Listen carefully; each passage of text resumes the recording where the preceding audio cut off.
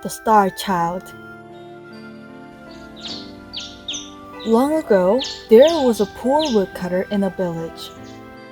One day, he noticed a shooting star falling to the ground at night. I hope there will be gold. He expected that there would be a gold at the place where a star fell. However, instead of gold, the woodcutter found a baby wailing in the willow forest. The baby was covered with a cape adorning mysterious star decorations and golden leaves.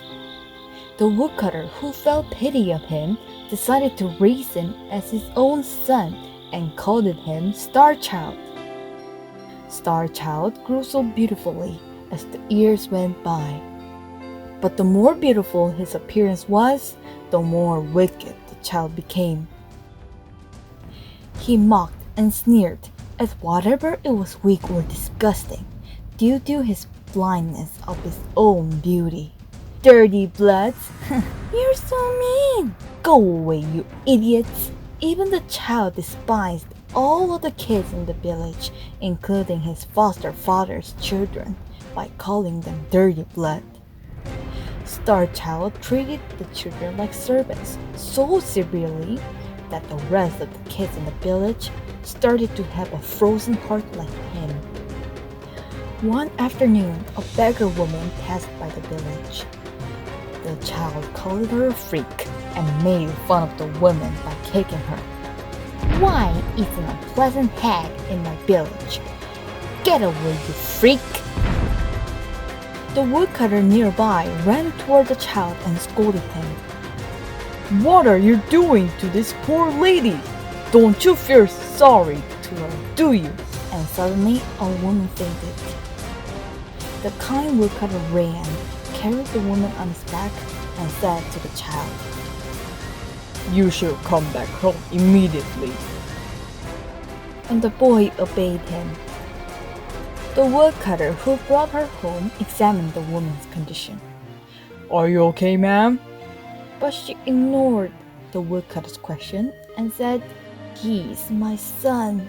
Do you mean Starchild?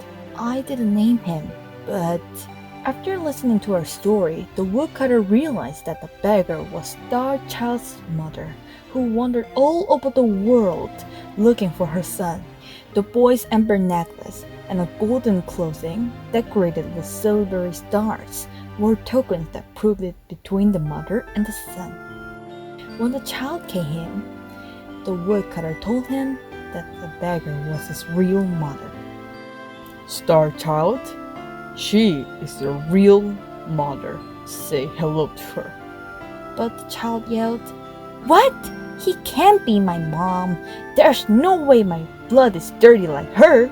Starchild, how could you talk to her like that? Apologize to her now. Suddenly, the beggar woman got up and knelt in front of the child. Son, sorry for being late. Will you forgive me, darling? However, the child pushed away his mother, who was kneeling and reaching out her hands, and yelled, There's no son of yours to forgive you. If I am, you will be a disgrace to me. Starchild! Soon, his mother left home crying. Madam! The woodcutter chased her behind. What the? After that, all of a sudden, the boy's whole body started to change. Soon, the boy's face looked like a toad, and his body was covered with scales like a snake. I got to see myself. He went to the bathroom to look at his reflection. As soon as Starchild faced himself in the mirror, he was in panic. Impossible! It can't be me! He denied many times. I have to get up. This is my worst nightmare. Soon, however, Starchild admitted that the situation he was in was not a dream, but in reality. He regretted what he had done to his mother and went out looking for her. Wait! Meanwhile, the woodcutter chased the beggar, but the woman had already disappeared from his sight. After that, Starchild came to the woodcutter. Where did she go? I don't know. I should find her. I got to apologize to her what I had done.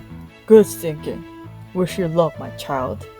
The star child left the woodcutter who raised him and began a long, long journey.